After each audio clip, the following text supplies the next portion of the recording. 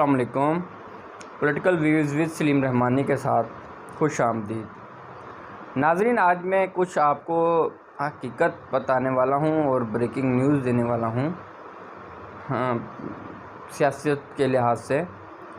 तो नाज़रीन, सबसे पहले तो आप मेरा चैनल सब्सक्राइब करें, बेल आइकन पर टिक करें ताकि मेरी कीमती जो गुफ्तगू है वो आप तक पहुँच सके। नाज़रीन, 2017 में जब नवाज शरीफ साहब को सज़ा दी गई, नाअहल किया गया, बड़ा शरीफ साहब को जब सज़ा दी गई, इनका बयानिया बड़ा सर तोड़ चढ़कर क्रिएट किया गया कि मुझे क्यों निकाला, मुझे ताकतवर हलकों ने निकाला, मुझे इस्टेब्लिशमेंट ने निकाला, मुझे जजेस ने निकाला।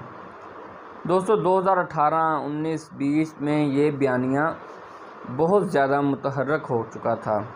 नून लीग का मैं कहता हूँ ये बयानिया बड़ा कि कोई सरकारी सतह पर कोई गवाही जिसे कह लें, कोई प्रूफ, कोई सबूत नहीं था। वो बस मियाँ साहब एक दो बंदों का नाम ले रहे थे। यही आपसे कहना चाह रहा हूँ कि इसकी बाकायदा तौर पर एक जस्टिस इस्लामाबाद हाई कोर्ट की तरफ से एक शो में, मतलब नदीम मलक के शो में बाकायदा उन्होंने अपने इस टाइम फ्रेम कब वो ताकतवर हल्के उनसे मिलने गए, उनके घर में कौन मिलने गया, किस पोस्ट पे थे वो और क्या डिमांड की गई, किन्होंने मिलाया। फिर उस जस्टिस ने अपने सीनियर्स, मतलब सुप्रीम कोर्ट के चीफ जस्टिस तक ये पैगामात पहुंचाए और उस वक़्त के साकिब निसार जो चीफ जस्टिस साहब थे उन तक उन्होंने पहुंचाया कि भाई ये मुझे कहा जा रहा है। और फिर क्या हदायत मिली उनको चीफ जस्टिस की जानिब से, ये भी आप देखिएगा। ये भी हम आपको इसी वीडियो में क्लियर कर देंगे कि आखिर ये सब कुछ जो हुआ ये किसकी इमा पर हुआ। दोस्तों देखिए, ये मैं सब कुछ आज आपको इस अपने व्लॉग में क्लियर कर देने चाहता हूँ और बाकायदा सबूत के साथ। नदीम मलक के एक प्रोग्राम में, वो शायद कल ही था वो प्रोग्राम, और उसमें नदीम मलक से जो हमारे जस्टिस हैं इस्लामाबाद हाई कोर्ट के, वो क्या कह रहे हैं और क्या टाइम था, क्या तारीख़ थी और कौन मिलने आया, आप ज़रा उन्हीं की ज़बानी सुन लीजिएगा जनाब। जनरल फैज़ आपसे कहाँ मिलने आए उस वक्त के DGI या DGC थे उस वक्त? जी नदीम साहब, बहुत शुक्रिया, आपने ये अपने प्रोग्राम की वसातत से एक तारीख़ी हक़ाइक़ बयान करने का मौका दिया।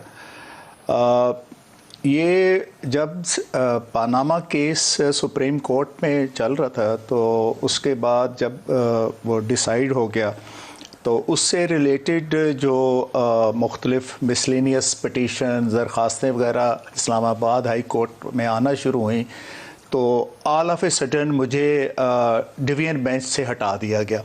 हालांकि मेरा रोस्टर जो था वो 2017 के दिसंबर तक का जारी हुआ था। तो हालांकि मैं सीनियर प्यूनी जज था, तमाम क्रिमिनल केसेस में डिसाइड करता था, नैब के सारे केसेस मैं डिसाइड करता था। मेरे साथ मुख्तलिफ जजेस होते थे, मेरे साथी जो मुझसे जूनियर थे। तो मैंने अपने चीफ साहब से जाके पूछा, मैंने कहा जी ये आप ने मुझसे पूछा है कि मैं DB का काम नहीं करना चाहता या क्या? तो कहते नहीं भाई, बस इस पे आपको बात ना करें, ये बस कोई, उन्होंने कहा इस पे बात ना करें। जस्टिस अनवर कासी साहब ने कहा इस पे आप बात ना करें, बस छोड़ें। आपकी कोई वजह बताई उन्होंने? वजह उन्होंने नहीं बताई। मैंने फिर इन राइटिंग उनको लिखा, मैंने कहा जी कि मैं यहाँ पे क्रिमिनल साइड, जजों को बेंच से निकालने वाली, इसका मतलब है रवायत जो हम सुप्रीम कोर्ट में अभी डिस्कस कर रहे हैं, ये पहले से मौजूद है, हाई कोर्ट में भी ऐसे होता है? जी, और ये पहले से मौजूद है, और ये सबसे पहले इसका ऑन हाजिर सर्विस होते हुए मैं ही वो पहला शख्स था जिसने इस हवाले से रावलपिंडी बार में ये फैक्ट डिस्क्लोज। जनरल फैज़ कब आपसे मिले? तो मैं वो आपको बता, तो जब ये फिर केस नैब कोर्ट में आ गया और ऑलमोस्ट जो ये अपने कंक्लूजन की तरफ था, जजमेंट रिजर्व हो चुकी थी, तो वो मेरे पास आए बज़ाहिर। कौन आए? मेजर जनरल फैज़ हमीद साहब एज डीजीसी आपके पास? डीजीसी मेरे पास आए, और एक इस्लामाबाद एडमिनिस्ट्रेशन के एक ऑफिसर थे, मैं एहतियातन उनका नाम नहीं लेना चाहता, उनके ज़रिए उन्होंने आया। तो उन्होंने ये कहा जी कि वो जो आपने अपारा रोड खाली करने का हुक्म दिया हुआ है आईएसआई हेडक्वार्टर्स को भी, उस हवाले से वो आपके मिलना चाहते हैं, प्लस आपको उम्रे की मुबारकबाद देना चाहते। मैं कहा आ जाए। खैर वो इब्तदाई तौर पर उन्होंने वो बात की, फिर अपने एक जो उनका एक उस वक्त सेक्टर कमांडर था ब्रिगेडियर इरफान रामे, उसके रवैये के ऊपर थोड़ा सा उन्होंने माजरत की, और फिर साथ आगे पीछे की बातें करने के बाद उन्होंने मुझे कहा कि ये जो हाई कोर्ट में जब नैब कोर्ट से कोई डिसीजन आ जाए तो हाई कोर्ट में क्या प्रोसीजर होता है। तो मैं कहा जी आप किस केस के हवाले से पूछ रहे हैं? यही है प्राइम मिनिस्टर नवाज शरीफ और उनकी बेटी का। तो मैं कहा उसकी तो अभी जजमेंट नहीं आई, ये अभी नैब कोर्ट में केस चल रहा था, अभी फैसला आने वाला था, फैसला लेकिन वो आपसे पूछ रहे हैं कि अगर ये डिवीजन बेंच में आ जाए तो फिर क्या होगा? हाँ जी। तो मैंने कहा जी उसका तो अभी फैसला नहीं आया। तो उन्होंने बड़ा कैटेगरिकली कहा, उन्होंने नहीं कहा सर, नहीं सर, कन्विक्शन तो होनी ही होनी है, अब सिर्फ क्वांटम ऑफ सेंटेंस का जो इशू है वो डिसाइड होना है। तो आप ये बताएं कि ये अगर हाई कोर्ट में आपके पास केस आए तो आप क्या करेंगे? मैं कहा जी ये तो अभी एक आप ऐसी बात कर रहे हैं, पहले आप मुझे ये बताएं ना कि आपने मुझे डिवीजन बेंच से हटवाया क्यों? अभी ज़ाहिर है ये केस डिवीजन बेंच के पास ही आएगा ना। तो ही वेरी कैंडिडली सेड कि जी कि हमारी लीगल टीम का और नैब के अफसरान का ये ख्याल था कि इस्लामाबाद हाई कोर्ट में शौकत अजीज़ सिद्दीकी साहब जो हैं वो डिफेंस थोड़ा प्रो डिफेंस हैं और प्लस क्रिमिनल काम को समझते हैं, तो मेक श्योर करें कि उनके पास कोई केस ना जाए। अच्छा। तो फिर हमने आपके चीफ जस्टिस साकिब निसार साहब से बात की, उन्होंने आपके चीफ जस्टिस अनवर कासी साहब को कहा, इस तरह आपको हमने अलहदा कर। Very interesting. आपको वो बता रहे हैं या आप जिम्मेदारी से बता रहे हैं कि उन्होंने कह रहा हूँ sir, chief justice supreme court का नाम लेके कहा, जस्टिस साकिब निसार का, कि हमने उनसे बात की, उन्होंने इस्लामाबाद हाई कोर्ट के उस वक्त के चीफ जस्टिस अनवर कासी से बात की, और फिर आपको डिवीजन बेंच से हटाया। आपने साकिब निसार से इसकी कंफर्मेशन ली?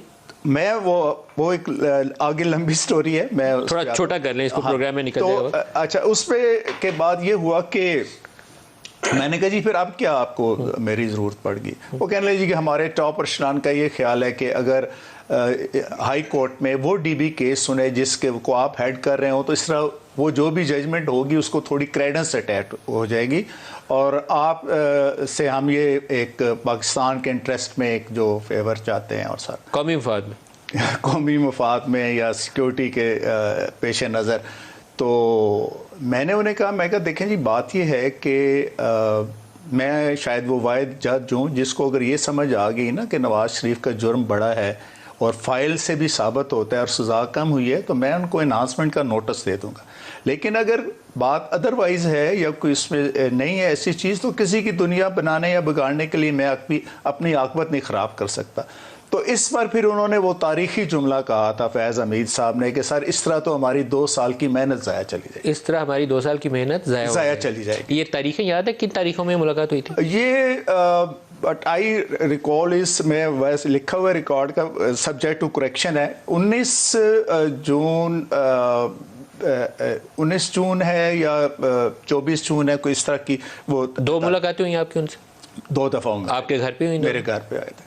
और आपके लिए इंसेंटिव क्या था उसमें? मुझे इंसेंटिव उन्होंने ये कहा जी कि देखें हमारे तो 1-2 ही केसेस होते हैं, तो हम आपको सितंबर में ही एक्टिंग चीफ जस्टिस बना देते हैं। 26 नवंबर 2018 को वैसे ही मैंने बनना था, तो उसमें आप वैसे ही कंफर्म हो जाएंगे, पक्के हो जाएंगे, तो आपके चीफ को हम मेडिकल ग्राउंड पे भिजवा देते हैं।